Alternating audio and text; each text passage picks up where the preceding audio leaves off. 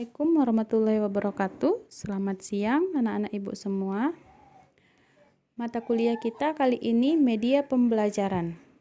Jadi yang akan kita bahas pada pertemuan pertama ini, yang pertama definisi media. Cobalah dulu kemukakan apa menurut kalian tentang media pembelajaran. Bagi yang sudah tahu, tulis di chat kolom komentar. Dan selanjutnya, apa definisi belajar?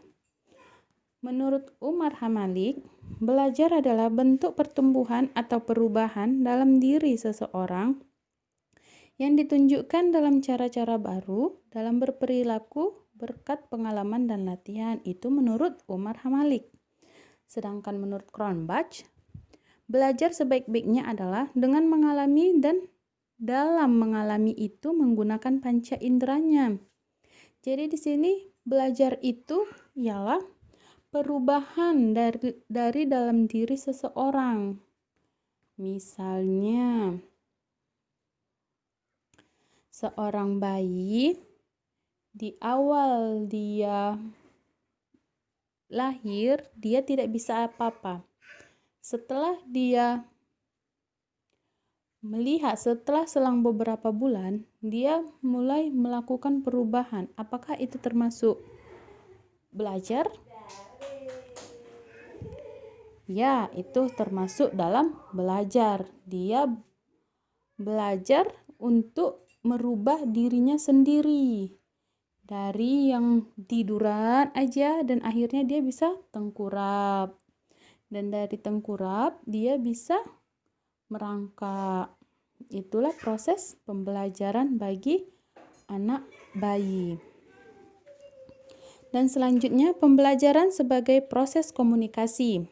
Belajar adalah proses kompleks yang terjadi dalam diri seseorang karena interaksi dengan lingkungannya atau suatu proses mendapatkan pengalaman. Pembelajaran pada hakikatnya adalah proses interaksi atau komunikasi, yaitu proses penyampaian pesan dari sumber pesan kepada penerima pesan melalui suatu saluran atau sarana ataupun media. Lalu, apa yang dimaksud dengan media pembelajaran?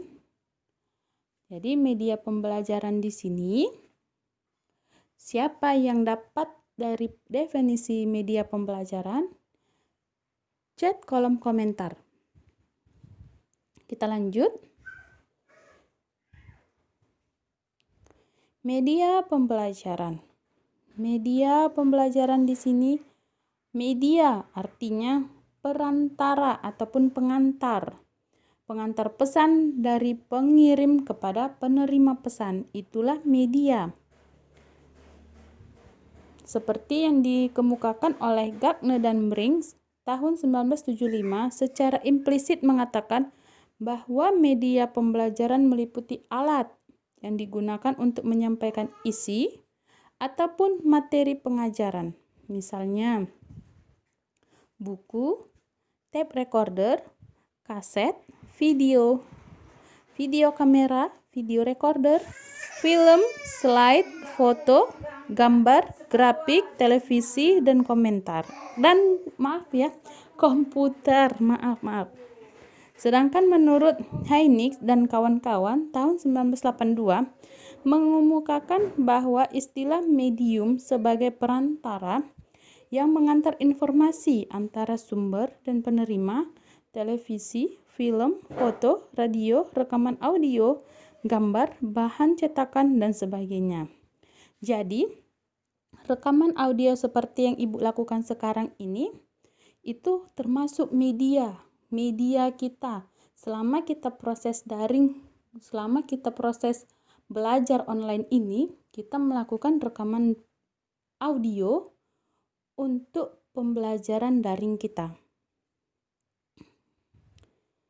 Dan selanjutnya kita masuk ke AECT, Association of Education and Communication Technology, tahun 1977.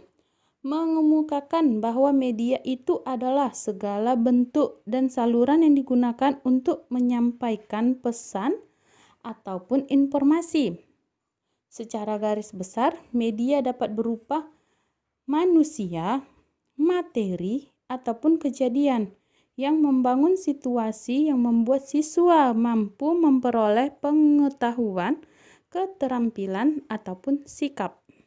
Jadi, kata media di sini yaitu perantara. Dia baik berupa manusia maupun materi maupun kejadian. Itulah media tersebut. Perantara pengantar pesan dari pengirim kepada penerima pesan. Itulah media. Kata media juga sering dipertukarkan dengan kata teknologi. Keterampilan yang diperoleh lewat pengalaman atau praktek, studi ataupun observasi. Teknologi bukan sekedar benda atau alat perkakas, tetapi juga sikap ataupun perbuatan organisasi maupun manajemen. Jadi, teknologi sekarang yang kita gunakan itu bukan hanya untuk hiasan semata di dalam rumah kita ataupun di HP kita. Jadi, teknologi di sini juga digunakan untuk seperti belajar, proses pembelajaran. Kita menggunakan media daring, media audio rekaman. Itulah yang saat ini kita gunakan. Tapi melalui e-learning IPTS kita. Dan kesimpulannya semua, media pembelajaran adalah suatu saluran, sarana, atau alat yang berfungsi dan atau digunakan untuk menyampaikan pesan dalam proses pembelajaran. Bagaimana kesimpulan Anda tentang definisi media pembelajaran? Jangan lupa, kesimpulan kalian itu tugas pertama kalian. Untuk tugas keduanya, Ibu pengen kalian itu mencari berbagai jenis media pembelajaran dan buat pengertian dan contohnya. Oke? Untuk itu cukup sekian dari Ibu.